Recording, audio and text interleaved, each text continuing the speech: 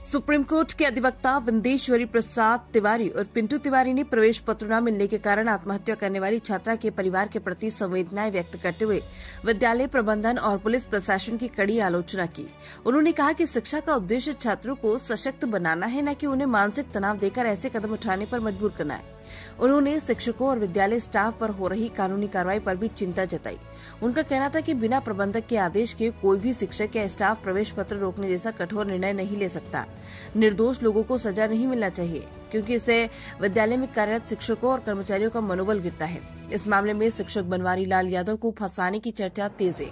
वे पहले ही अपनी पत्नी को खो चुके हैं और अपने बच्चों की देखभाल के लिए खुद खाना बनाकर उन्हें स्कूल भेजते हैं। स्थानीय लोग चिंतित थे कि अगर उन्हें दोषी ठहराया गया तो उनके बच्चों की देखभाल कौन करेगा। इस बयान के बाद पितईपुर का ये मामला फिर से सुर्खियों में आ गया है।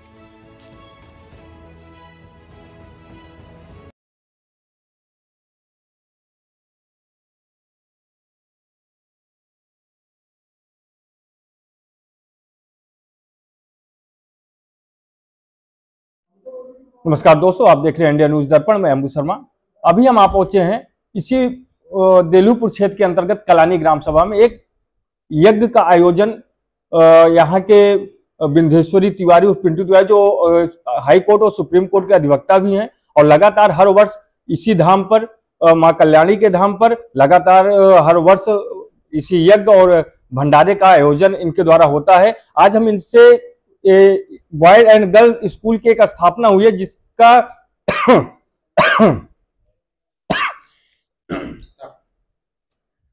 आज उसका एडमिशन ओपन हुआ है, उस विषय में हम भैया से बात करेंगे, क्योंकि उस स्कूल के चेयरमैन रह चुके हैं।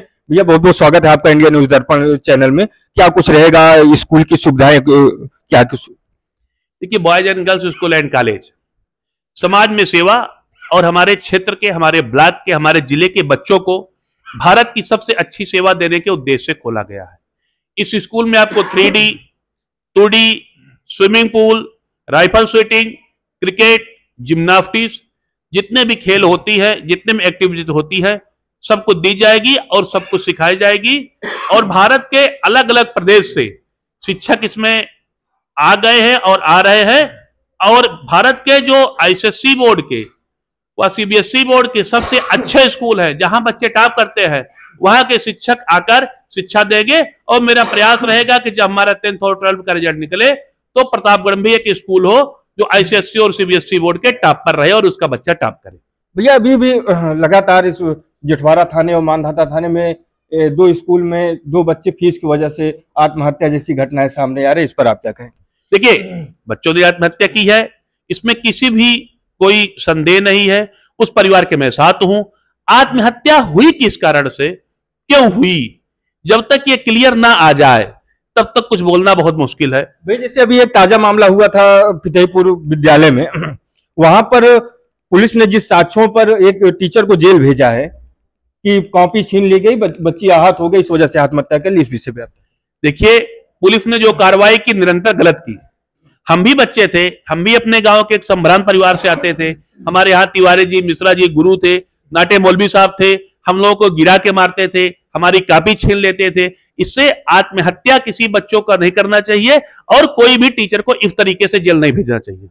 भैया लगातार जो है प्रबंधक हुए, आप भी एक स्कूल के चेयरमैन हैं, आपके आदेशों का पालन करना ही टीचर का एक कर्तव्य होता है।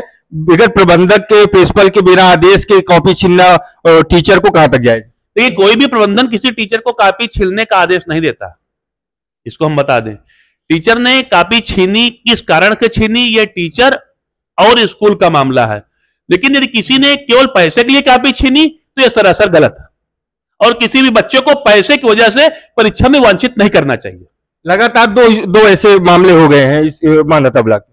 यदि पैसे की वजह से किसी बच्चों को परीक्षा में वंचित किया गया, उसको रोका गया है, तो ये सरासर गलत है। इसका मैं पुरजोर विरोध करता हूं और किसी भी स्कूल का प्रबंधन नहीं करना चाहिए। और मैं भी स्कूल की स्थापना की है, ऐसा कभी नहीं होगा। आप लगातार हाई कोर्ट और सुप्रीम कोर्ट के अधिवक्ता भी हैं। जिस व्यक्ति का नाम तहरीर में ना हो, उसका नाम FIR ना हो, उसको कहां तक जेल भेजना उचित है? देखिए, तहरीर और FIR में नहीं है, वो प्रकाश में आ जाता है, लेकिन क्या उस व्यक्ति द्वारा कोई घटना की गई कि नहीं, ये देखना बहुत महत्वपूर्ण है। यदि तहरीर में किसी का नाम ना हो और कोई घटना के पीछे है तो उसको जेल भेजा जा सकता है। और जिनका तहरीर में नाम है, यदि वो दोषी नहीं तो उनको निकाला भी जा सकता है। भैया लगातार आपके जो स्कूल है उसके प्रचार प्रसार जोरों पे है, एडमिशन भी ओपन हो चुका है और लगातार बच्चे एडमिशन भी ले रहे हैं। कितनी सीटें रहेंगी इस स्कूल में, कितने क्लास होंगे और क्या फीस रहेगी? देखिए, इस स्कूल की फीस मात्र 700 रुपया प्रति माह। एक मजदूर 365 दिन में यदि 5 दिन काम करता है और कुल 20 दिन वो मजदूरी करके अपने बच्चे को पढ़ाना चाह रहा है, तो 20 दिन की मजदूरी में वो अपने बच्चे को पढ़ा भी लेगा, ड्रेस भी दे देगा, किताब भी दे देगा, कॉपी भी दे देगा और ट्यूशन भी दे देगा। मेरे स्कूल का स्थापना का मात्र उद्देश्य है कि एक मजदूर अपने बच्चे को पढ़ाए। वो 365 दिन में 20 दिन की मजदूरी अपने बच्चों के पीछे देना चाहे तो वो पूरे साल की fees, tuition fees, syllabus fees, copy fees, dress सब कुछ दे लेगा और बहुत ही न्यूनतम फीस मैंने समाज की सेवा करने की नियत से रखी है जो 700 रुपया प्रति मंथ।